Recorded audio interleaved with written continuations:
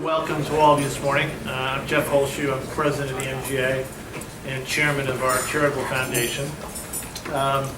So some great presentations this morning. I want to thank all the speakers for that. I think the outstanding turnout that we have today from all of you just underscores the great commitment that we have to keeping our clubs healthy and to the support that we get from the leadership of all of our member clubs. So we hope that everybody gets to take away 2 or 3 things today that you'll find valuable. And we encourage you very much to give us feedback and suggestions as to not only on the format of this event going forward, but in things in general. I'm sure it'll be a worthwhile experience for you all day. Before I make some remarks about the MGA and the foundation, I really wanted to pay special thanks to some of our staff who've done an incredible job of pulling this all together. So Kate Keller, Kevin Klein, Zach Long in particular, and I see Helen. There are just so many people on the staff that have done a great job for all the work they've done in getting this set up and getting you all here. Please join me in a round of applause.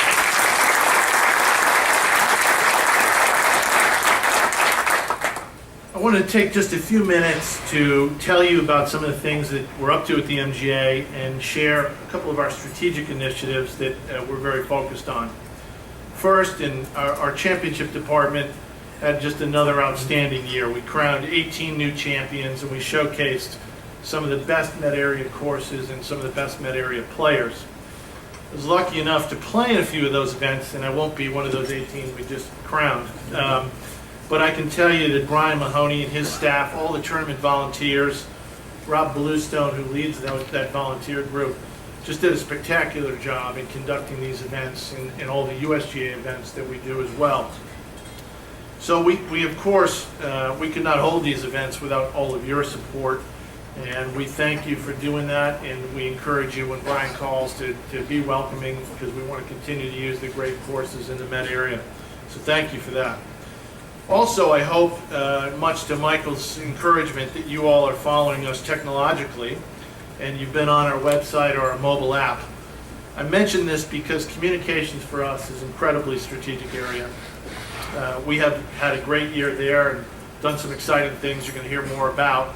But Jeannie McCooey and her staff have revamped the website and the MyMGA app. And we now have about 25,000 people in the Met area that are using the app, and that should grow rapidly.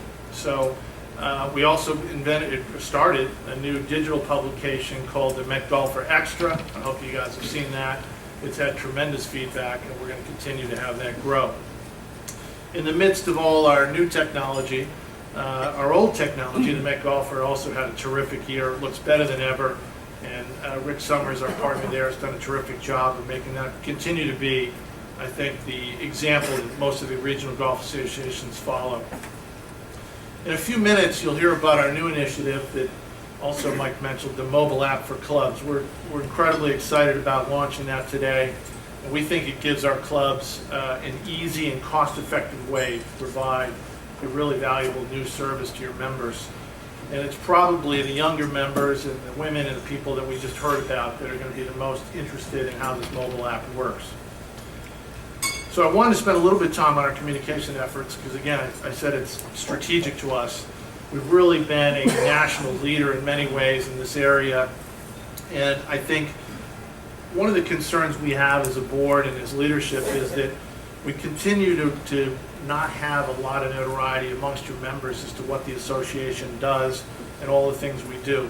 So we certainly hope that the volunteer staff leaders of your clubs are familiar with the MGA.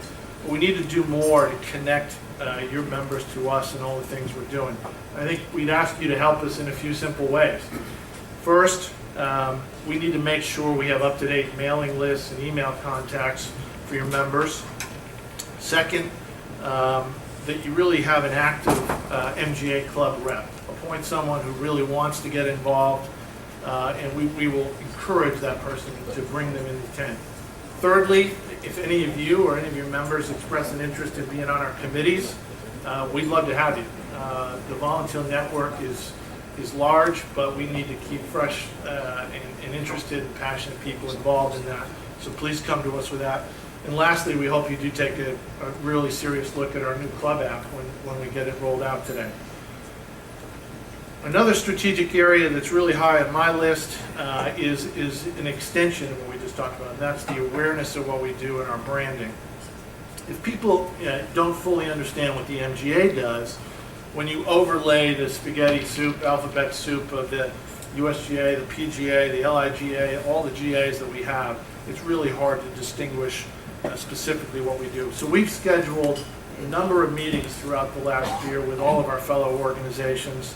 And I'll tell you, the feedback has been incredibly positive, which the objective is really to outreach, to make sure we're working toward better relationships, more efficiency, ways that we can deliver more services to the clubs and the golfers in the area and do it in a more coordinated fashion. So again, we'll report more on this, but we're working hard to make that a collaborative effort. On the home front, as many of you know, we've expanded Golf Central, our headquarter building, and it's now fully operational, and we're housing more than a dozen of these local organizations I just talked about. We're really excited that the PGA of America is creating office space in Golf Central now. They'll join us this fall, and we'd encourage all of you, if you haven't been to Golf Central, come by and see us. It's a great building. It's got the new areas that have been built. We've got some historics and things that you can come see, but really it is truly the hub of golf in the Met area. But even with all the new things we're doing, we remain incredibly committed to our core services. That's what we're here for. That's handicapping, course rating, our educational seminars like the President's Council, our great magazine that I mentioned earlier.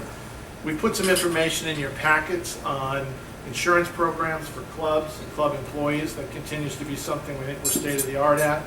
We work with the local superintendent associations on educational programs, on turfgrass research. There's also a reminder in your pack that 2013 is the year where we redo our club survey, our club ops survey. Many of you have told us that's one of the best documents that you get from us, so we encourage all of you when you get back to make sure you fill it out.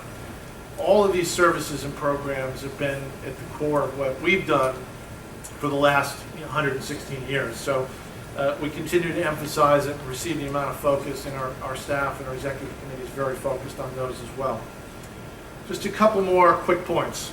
We're very proud of what the MGA's Charitable Foundation has done, particularly in the area of helping to grow and introduce young people to the game of golf. All of our key initiatives, like GolfWorks, the student intern program, our support for the First Tee, our caddy academies, our junior championships, and all of our educational programs continue to thrive, but it really is an area that we're going to continue to keep investing heavily in to help grow the game. For those of you that aren't familiar with some of these programs, they're not just about golf. They provide life skills training, employment opportunities, meaningful competitive experiences to thousands of young people each summer.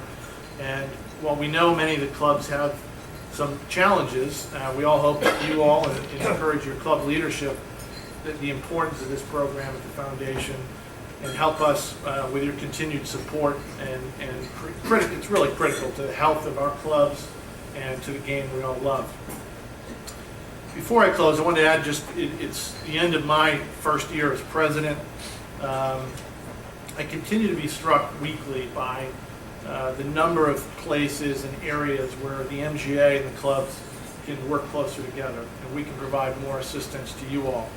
I think there's been challenging times for many of the clubs in the sector, but I think we work together to assist you on more efficiency, sharing best practices, cooperate in helping you figure out how more people can join your clubs. This coming year, we've set an agenda that's going to work on pace of play, sustainability, programs for more women and young adults, and I'm sure there are other ways that we can take advantage of all of our collective strength. And we just need to ensure, obviously, everybody's healthy future.